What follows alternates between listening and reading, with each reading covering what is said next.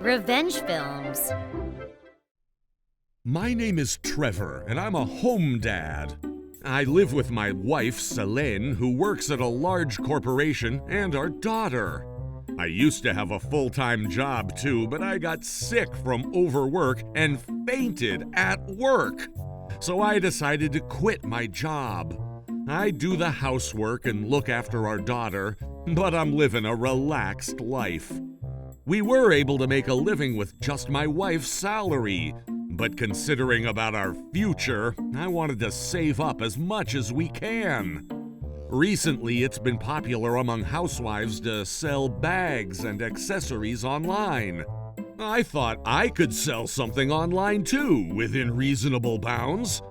Fortunately, my health was recovering, and I used to be in the art club back in middle school and high school, and my strength was that I was good with hands. I decided to sell accessories made out of gemstones. When I sold them on a flea market app, they quickly sold out. I was very happy. I then established my own online shop. Within 3 months, I was able to make a profit out of it, enough to support our household. My wife had a sister called Lisa, and she was basically my sister-in-law, so I gave her my handmade accessories as her birthday present. I asked her what she liked beforehand, so she loved my gift. A few days later, she called me to say thanks.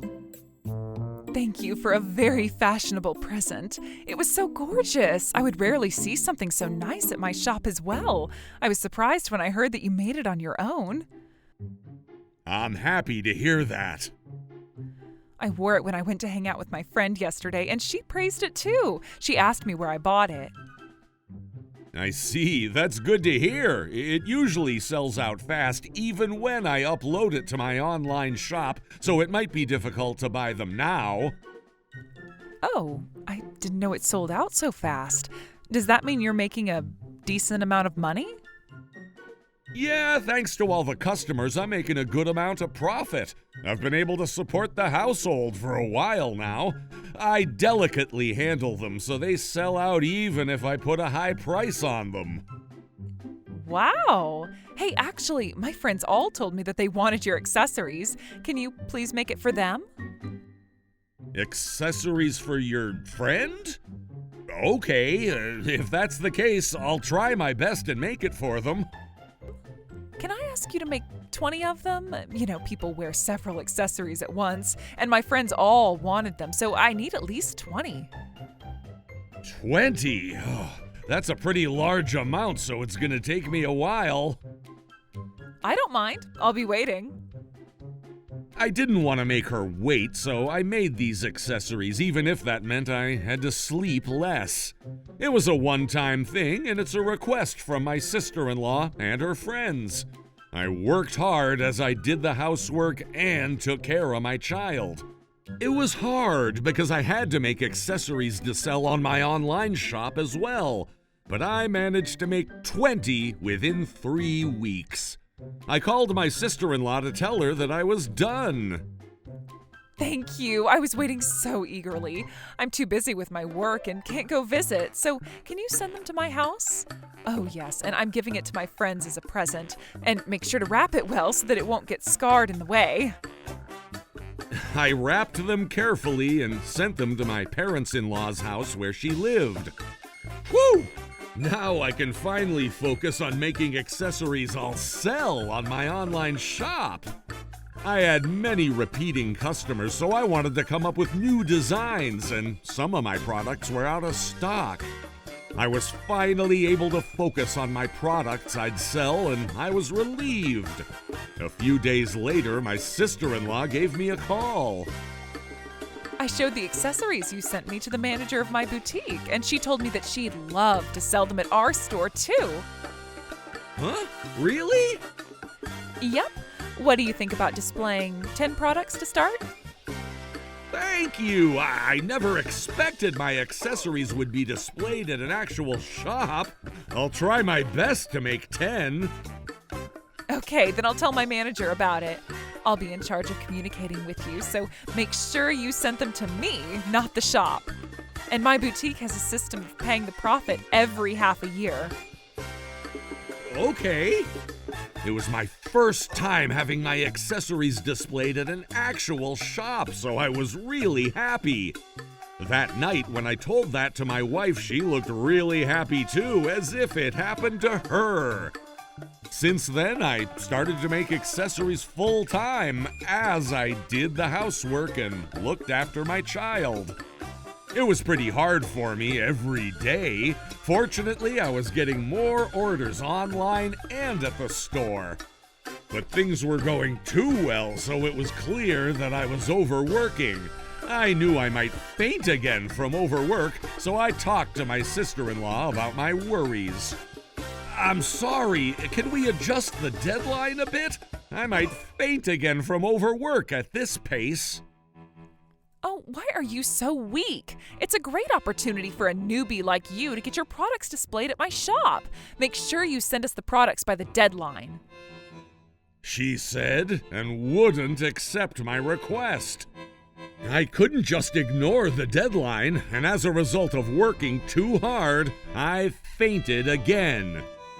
I talked with my wife and decided to tell them that I can no longer submit my products to their boutique. The next day I called my sister-in-law. At first, she seemed concerned about my health, but when I told her that I wanted to withdraw, her attitude changed in an instant. Huh? You can't say that so suddenly. I'm sorry. Okay then, just make sure to send me the products we asked you to make up until now. I'll talk to my boss about you withdrawing. Okay. A month later, I finished up all the products they asked me to make and sent them to her. Then my sister-in-law called me again. The products look great and you were fast with your job. Can't you keep this up? I don't want to get sick again, so I can't. I'm sorry. If a simple sorry solves everything, we don't need any lawyers or the police. I think this is obvious, but because you're the one who didn't follow the contract, we don't have the responsibility to follow it. It hasn't been half a year yet, so we won't pay you the profit. That's ridiculous! I assumed that my products made more than $1 million worth of profit. You caused a loss to our company by quitting so suddenly. You're responsible to compensate for that. Suddenly? I thought I told you that I wanted to quit a month ago, and I submitted all the work you wanted me to make. That's a different problem. I am talking about the rules. This is what my company decided. My sister-in-law hung up before I could say anything. She no longer picked up my calls, and when I had no idea what to do about it, my parents-in-law suddenly called me. It turns out that she told everyone that I was the one who pressured her to get my accessories displayed at her store and threatened her to pay me the profit. I went to talk to the staff working at the boutique as well as my sister-in-law's husband and asked for their help. On a weekend a few days later, my parents-in-law shouted at us when we went to visit them. Selene, I'm gonna make you see what your husband is really like. Trevor, what kind of person are you? I was shocked. Oh, please, as I told you already, the problem is that she refused to pay me the profit. Profit? We displayed your products that were made by a newbie like you at our wonderful boutique. You better thank me for it. It doesn't make sense. Are you saying that you're not at fault? Yes, for sure. Absolutely. I got out my voice recorder and played the recording. Then she went pale. The recording included a testimony by the manager of the boutique and my sister-in-law's husband. They testified that she hadn't displayed my products at the store and that she'd been selling them online. As you can understand from their testimony, she sold my accessories online and was trying to keep the profit all to herself. You're making things up. If that's how you're gonna deal with it, I'll hire a lawyer and sue you. My wife and I left their house.